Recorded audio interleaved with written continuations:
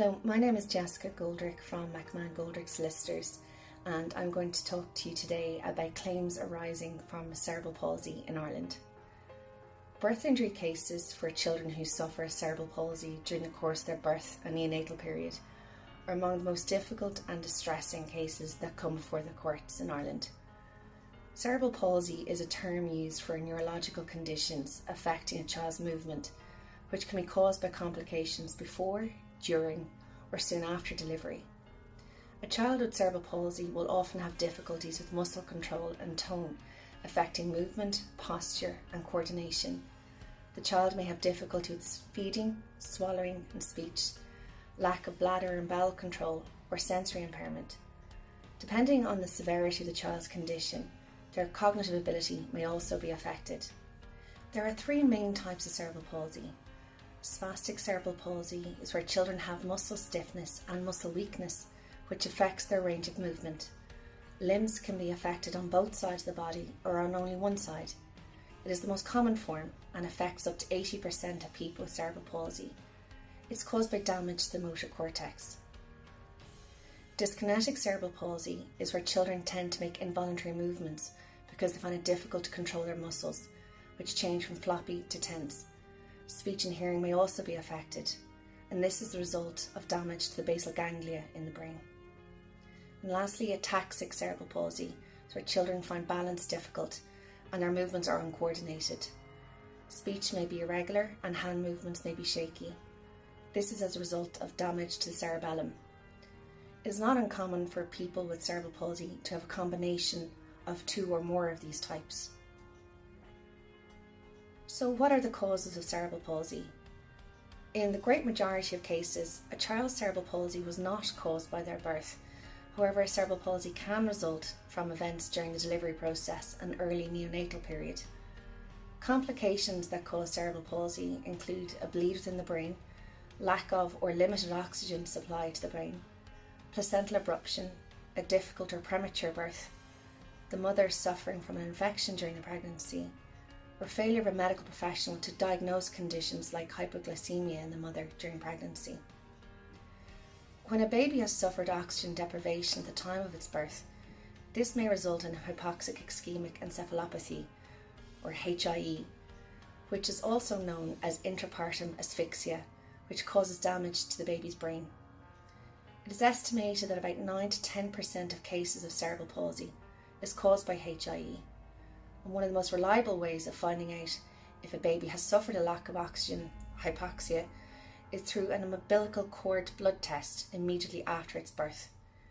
When a baby has suffered a deprivation of oxygen, there will be an abnormally high level of acid in the blood sample from the umbilical artery. The APGAR scores taken in the moments after a baby's birth are also an important indicator as to whether the baby has suffered a birth injury.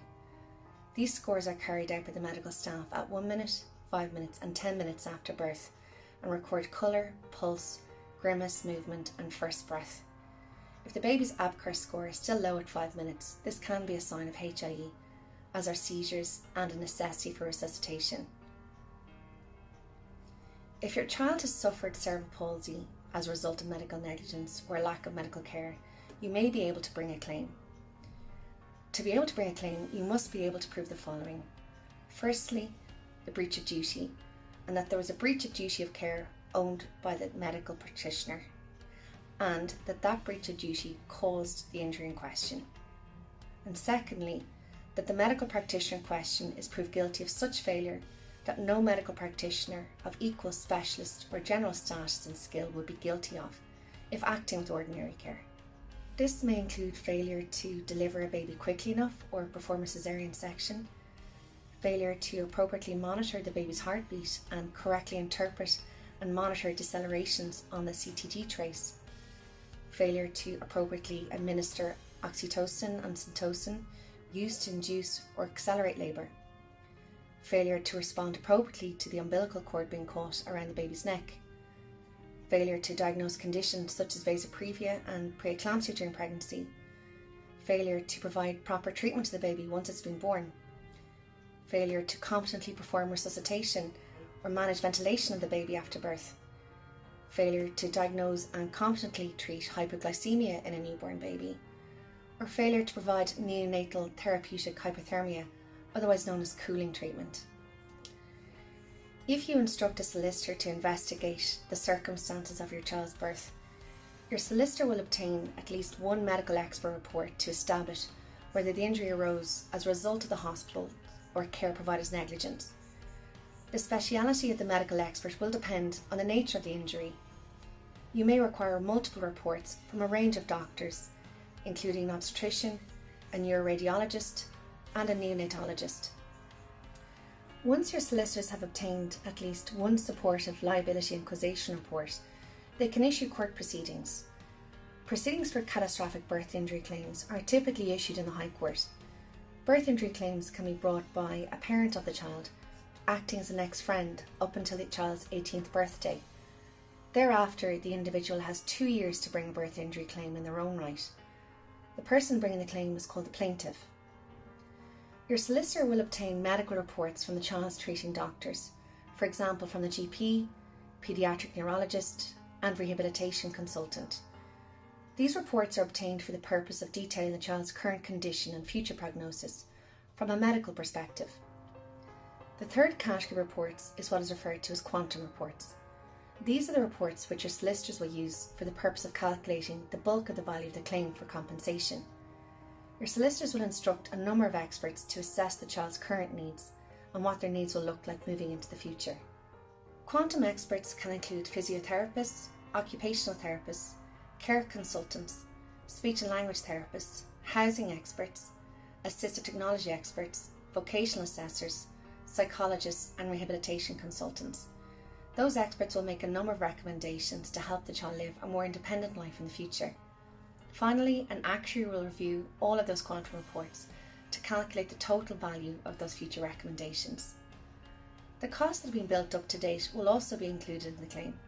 For example, the cost of making any adaptations to the child's home will be included, and additionally, the hours put in by loved ones caring for the child will be valued.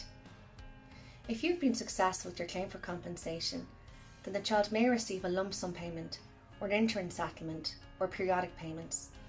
Although the courts are currently not disposed to making periodic payments, your solicitor can engage an expert to secure their own view on this point. If the injured party is now an adult who has full mental capacity, then he or she can spend the money however they see fit. If the injured party is under the age of 18, then the funds are typically lodged in the High Court until the child turns 18 years old. In the meantime, the child's next friend, parent or guardian, will be permitted to take out monies to cover the child's expenses on a monthly basis and also make big purchases for things such as housing and equipment. If you believe that you might have a medical negligence claim relating to cerebral palsy, it is important that you choose specialist solicitors to handle your case. We at McMahon Goldrick Solicitors specialise in medical negligence and serious injuries. At McMahon Goldrick Solicitors, we pride ourselves on the standard of care we offer to our clients. We act exclusively for individuals and families that have been affected by spinal cord injury, traumatic brain injury and birth injury, resulting in permanent disability. If you would like to speak to us, please, as always, email or telephone us with any queries that you have on a non-committal basis. Thanks for listening to this video today.